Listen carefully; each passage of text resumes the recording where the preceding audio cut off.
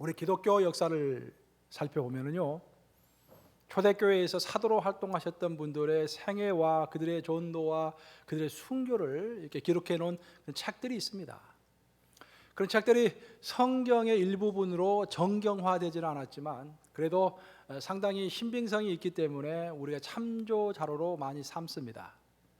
그 책을 보통 종합하여서 외경 사도행전이라고 하는데, 베드로 행전이라든지 요한 행전이라든지 바울 행전이라든지 도마 행전이라든지 그런 책들이 이 대표적인 책들입니다. 그 중에서도 가장 권위가 있고 가장 오래된 책이 베드로 행전입니다. 베드로 행전은 베드로가 로마에 와서 인생의 말년에 로마에 와서 로마 교회를 이끌다가 순교하게 된 내용을 자세하게 기록하고 있습니다. 그 책에 따르면은 사도 바울이 로마 감옥에 갇혔다가 이제 해방이 된 다음에 1차 투옥 이후에 로마에서 로마 교회를 지도하게 됩니다. 그러다가 사도 바울은 항상 평생 소원이 스페인, 서바나, 오늘날에는 뭐 아무것도 아니지만 그 당시에는 서바나가 땅끝이라고 생각을 했습니다. 그 땅끝까지 가서 주의 복음을 전파하리라는 그 소원이 있었기 때문에 바울은 로마 교회와 작별을 하고 서바나까지 가게 되는 것입니다. 그래서 교회 지도자가 없는 그 틈을 타서 우리가 사도행전에서 익히 알고 있는 마술사 시몬이 로마를 방문하게 됩니다. 그리고 갖가지 마술을 부리면서 사람들의 마음을 현란하게 하는 것입니다.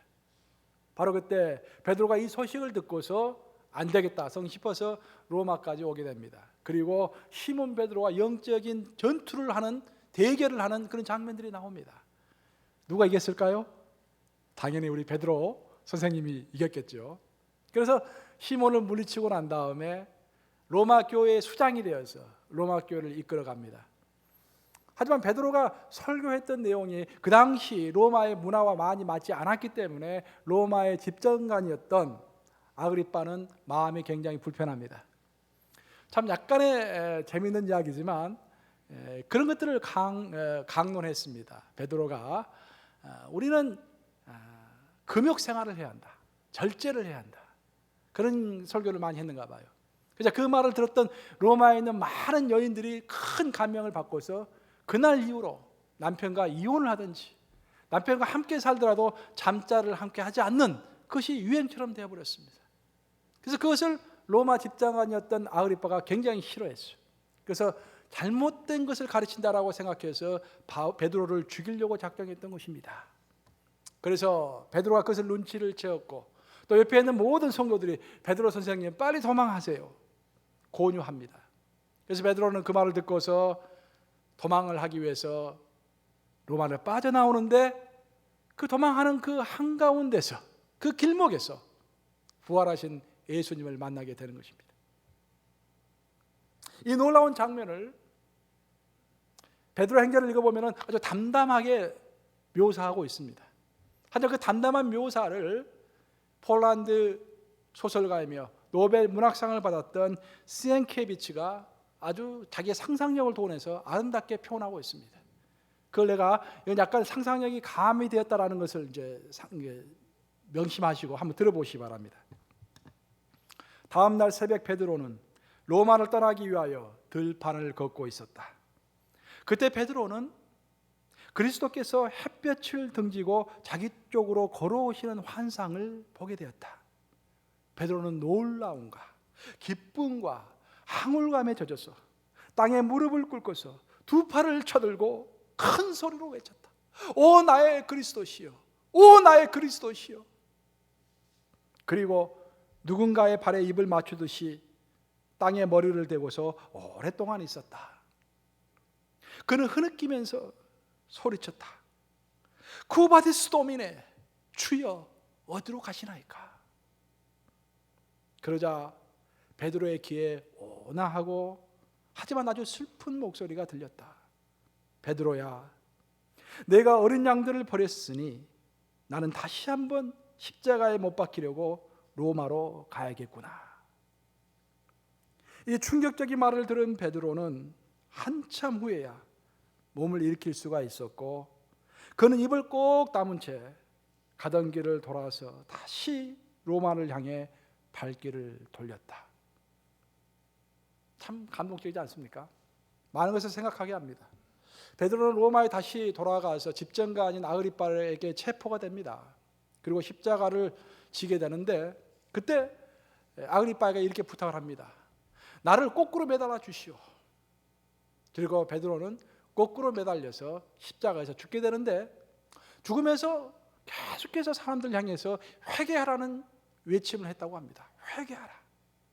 그리고 베드로가 죽으면서 마지막 남겼던 말은 감사합니다라는 그 외마디를 남기고 십자가에서 죽음을 맞이했다라는 그런 이야기입니다. 이 이야기가 오늘 본문과 연결이 되는 이유는 오늘 본문 요한복음 13장 36절을 보시면은 그 이야기가 나오죠. 쿠바디스 도미네, 주여 어디로 가시나이까 라는 구절이 나옵니다. 지금 베드로는 예수님이 살아있는 이 당시에, 성만찬 그 당시에 6월절 만찬을 끝낸 생생히 살아계시는 예수 앞에서 물었습니다. 쿠바디스 도미네, 주여 어디로 가시나이까?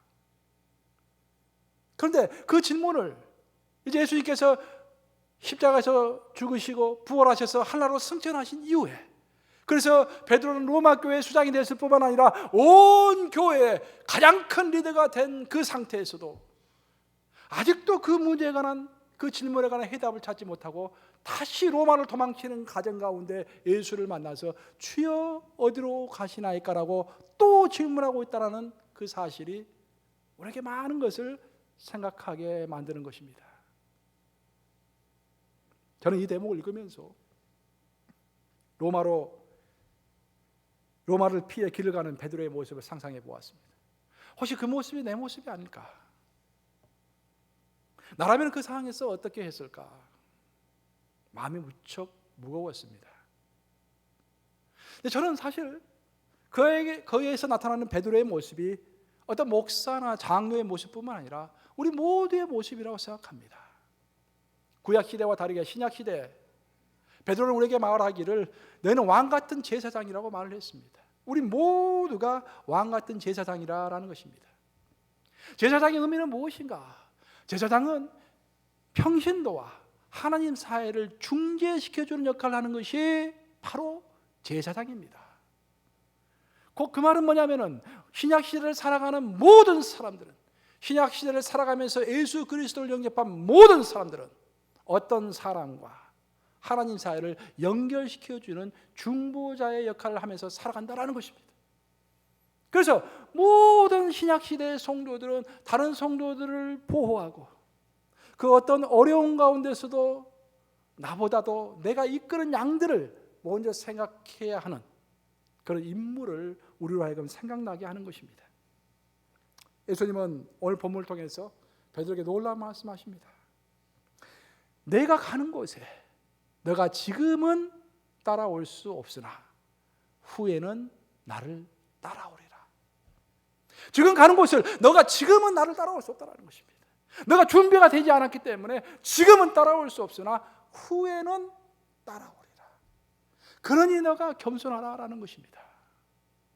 이것은 베드로에게만 주신 말씀이 아니라 우리 모두에게 주신 말씀인 줄을 믿으시기 바랍니다. 우리는 지금 예수님을 그 모범대로 온전하게 따라갈 수가 없습니다.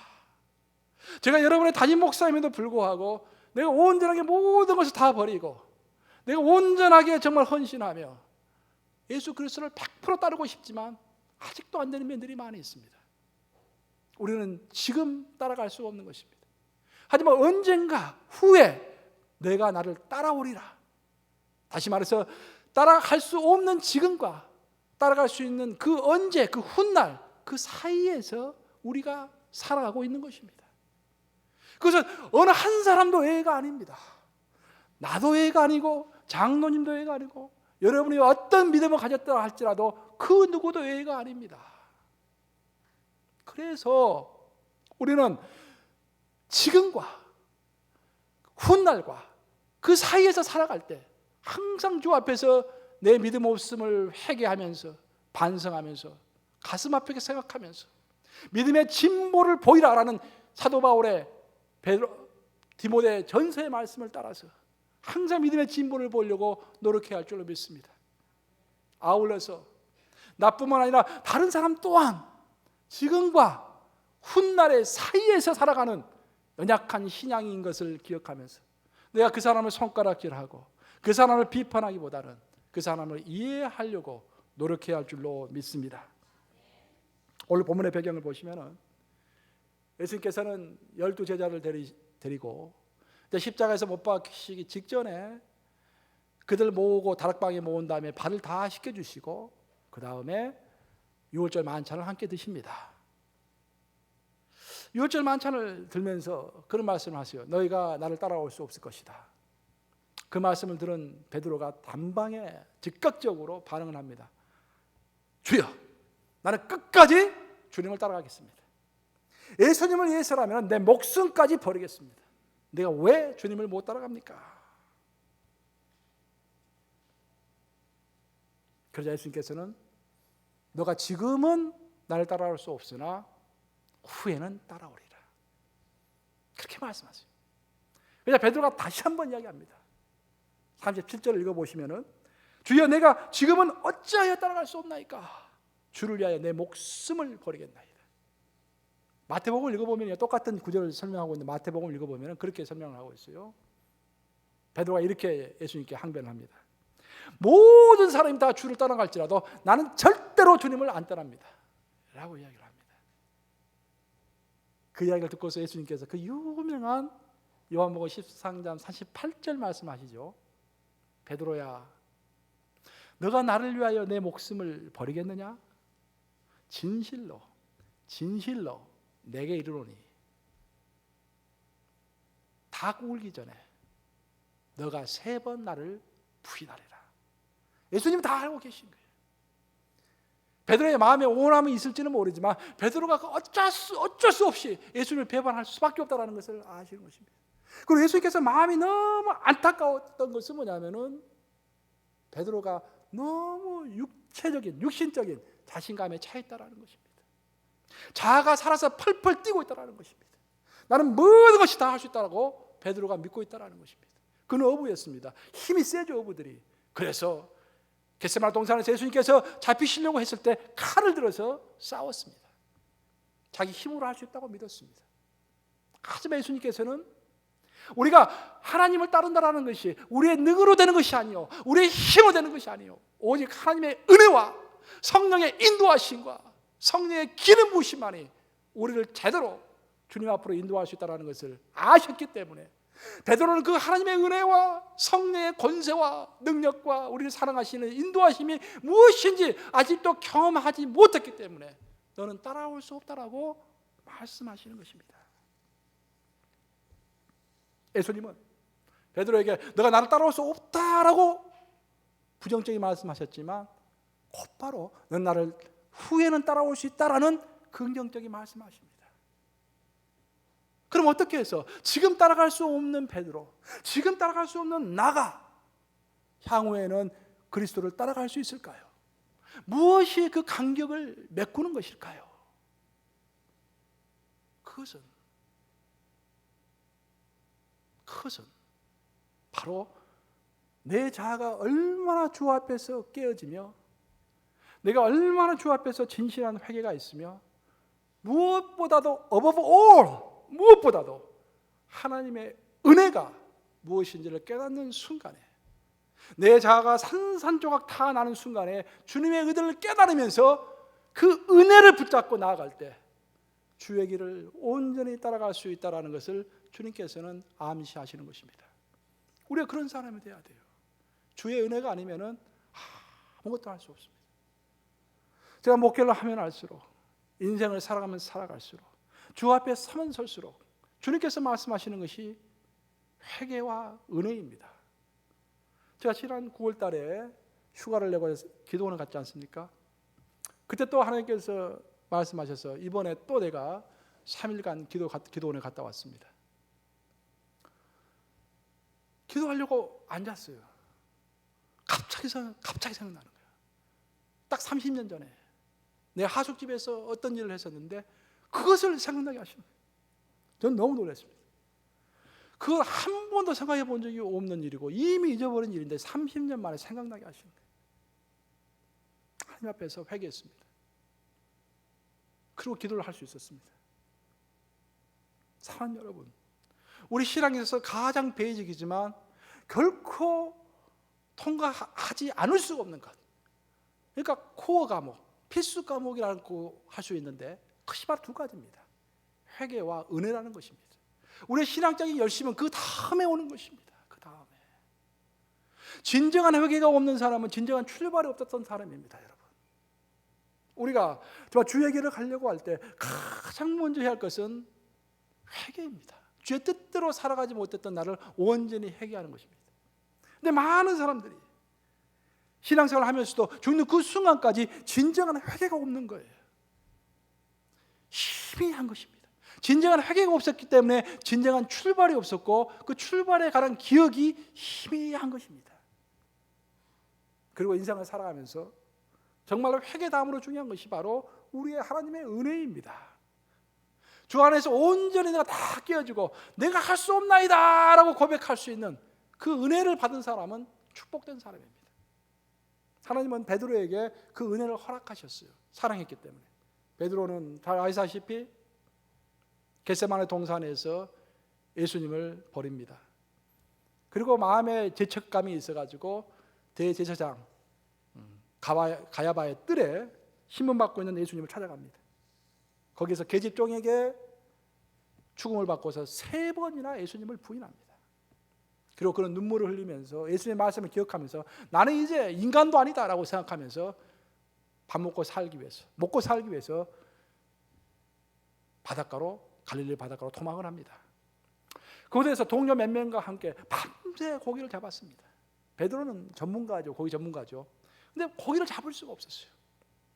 참 이상한 일이었습니다. 이제 나는 하나님의 저주를 받아서 하는 일마다 안 되는구나 라고 생각했을 것입니다. 바로 그때 우리 예수님께서 조반을 다 준비해 놓은 다음에 제자들을 부르십니다. 그 베드로에게 3번 묻죠. 너가 나를 사랑하느냐? 너가 나를 사랑하느냐라고 물었을 때 베드로가 3번째 그렇게 답변합니다. 주께서 다 아시나이다. 내가 주를 사랑한 줄을 주께서 아시나이다. 너무도 유명한 구절이지만 만약 베드로가 지금 자기의 자아가 살아있다고 했다면 어떻게 예수님께 답변했을까요? 예수님이 너가 나를 사랑하느냐라고 물었다면 아직도 베드로가 자기의 자아가 깨지지 않고 자기의 욕망이 불불 끓고 있고 힘이 남아있다고 한다면, 자신에 관한 신뢰가 남아있다고 한다면, 아니 예수님 아직까지도 모르세요? 내가 주님 사랑하는지 아직까지도 모르세요? 라고 분명히 막 대들었을 거예요. 예수님 실망입니다. 내가 얼마나 예수님 사랑하는지 아세요? 막 그렇게 이야기했을 거예요. 그런데 예수님을 3번이나 부인하면서 모든 자기 자아와 자기의 호언장담, 인간적인 자신감 다 깨진 상태에서 베드로가 고백했던 것은 주께서 다 아시나이다. 그 말 의미가 뭔지 아십니까, 여러분? 주님, 나는 주님을 사랑하고 싶습니다. 그래서 내 의지일 뿐입니다. 하지만 나는 언제든지 그 의지를 가지고 있음에도 불구하고 또 예수님을 부인할 수 있고 예수님을 배반할 수 있는 사람입니다. 그것을 주님께서 다 아시지 않습니까?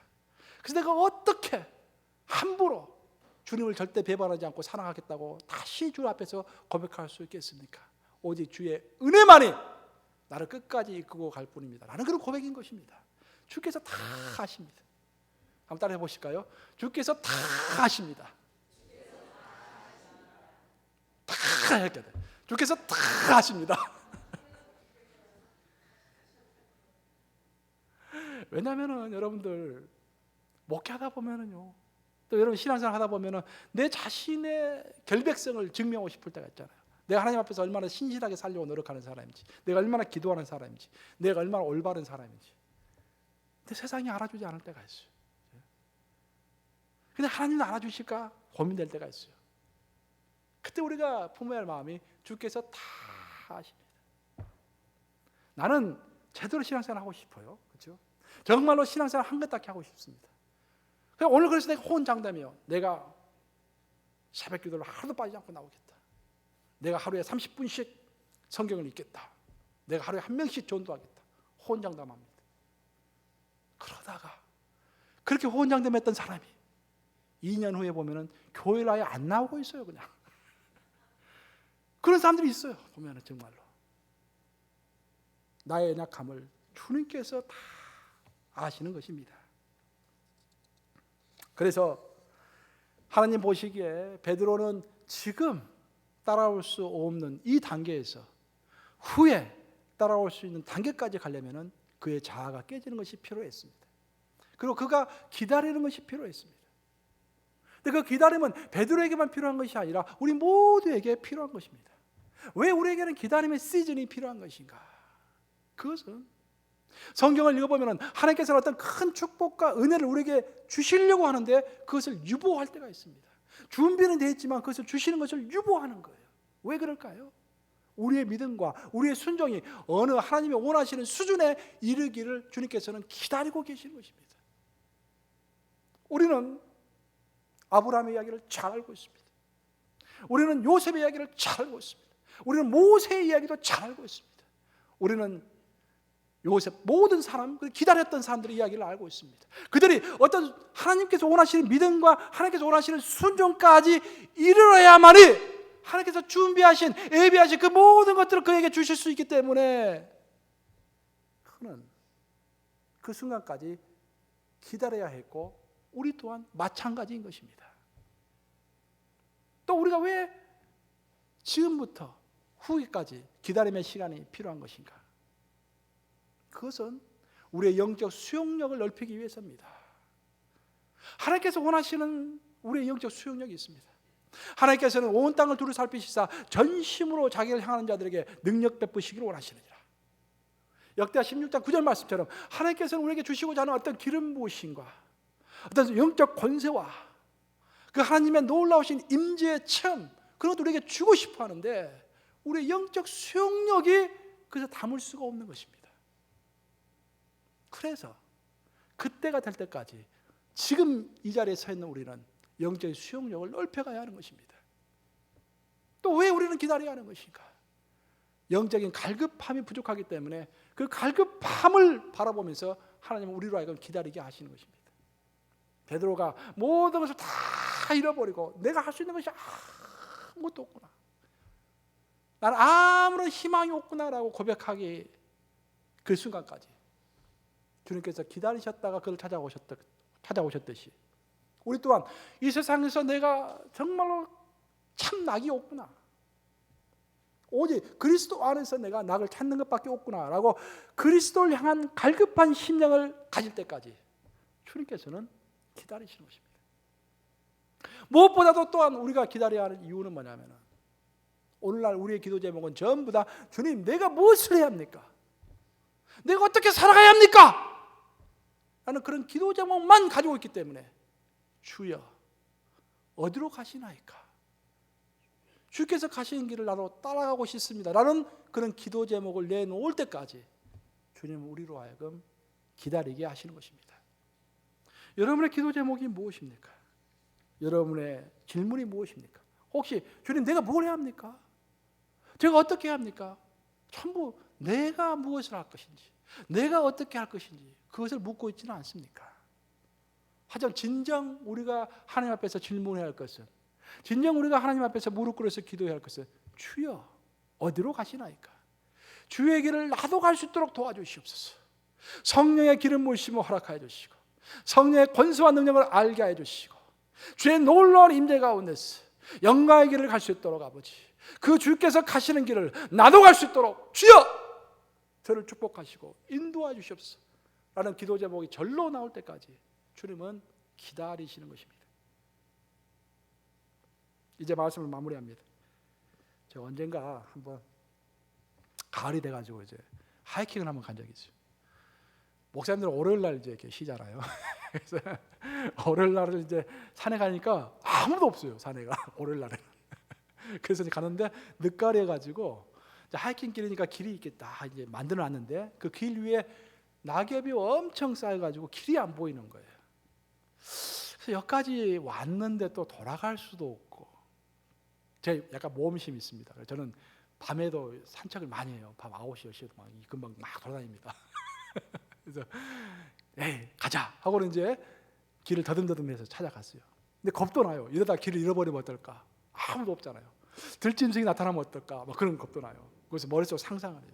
하나님께서 큰 봉대를 가지시고 다른 것들 다 헤쳐주시는, 내 앞길을 헤쳐주시는 그런 상상을 하면서 기도하면서 앞으로 갑니다. 하는데 어떻게 그 나무에가 빨간색 화살표가 있는 거예요. 예? 너가 올바른 길을 가고 있다라는 그런 화살표입니다. 이 길만 쭉 따라가면은 제대로 된 길을 가고 있다라는 그런 화살표입니다. 그 화살표를 봤을 때 내가 얼마나 마음이 기쁘고 얼마나 안도가 되는지 몰랐습니다. 아! 내가 제대로 된 길을 가고 있구나. 참 기뻤습니다. 참 감사했습니다. 그때부터 이제 그런 헛된 상상을 하지 않고 환경을 또 그 낙엽을 즐기면서 길을 갈 수가 있었어요. 그 화살표만 쭉 따라서 갈 수 있었습니다. 바로 그것입니다. 우리의 신앙생활에 있어서 빨간색 화살표는 무엇일까? 그것은 항상 묻는 거예요. 주님, 어디로 가시나이까? 쿠바데스 도메네, 어디로 가시나이까? 주의 갔던 그 길을 나도 가게 하옵소서. 지금 내가 너무도 부족합니다. 하지만 내가 주 안에서 정말 몸부림치며 신앙생활을 해나갈 때 주님께서 내 기도를 깊게 할 것이며 내가 주님의 말씀을 봤을 때 정말 영감 있는 말씀으로 내 마음속에 받아들일 것이며 주께서 모범으로 보이셨던 모든 행동과 그 사랑과 겸손과 온유가 내 것이 될 날을 얼마 남지 않았음을 믿습니다. 성령께서 도와주심으로 온전하게 그 길을 갈 수 있도록 도와주시옵소서. 주여 어디로 가시나이까? 그 길로 나를 인도하여 주시옵소서. 그날 그렇게 기도하면서 나아갈 때 주님께서 우리의 길을 활짝 여시고 언젠가는 훗날에 주님의 길을 온전히 따라가게 할 줄로 믿습니다. 우리가 모두 그런 사람이 되어야 돼요. 종합하면 항상 겸손하게 회개와 은혜가 아니면은 길을 갈 수가 없습니다. 여러분, 우리가 신앙의 길을 이 험난한 세상을 헤쳐나갈 수가 없습니다. 항상 회개와 은혜 가운데서 주여 어디로 가시나이까 물으면서 지금은 내가 부족하지만 내가 호언장담하지 않고 내 자아를 내세우지 않고 겸손하게 내 부족함을 주 앞에서 고하면서 나는 부족하지만 주께서 은혜 베푸셔서 성령의 권능 주시면 예수 이름의 권세를 붙잡고서 내가 언젠가는 변화된 몸으로 성화된 몸으로 주님을 따를 것을 기약하면서 묵묵히 그 길을 가시는 저와 여러분들 되시기를 우리 주님의 이름으로 축복합니다. 좋으신 주님 감사합니다. 우리 함께 모아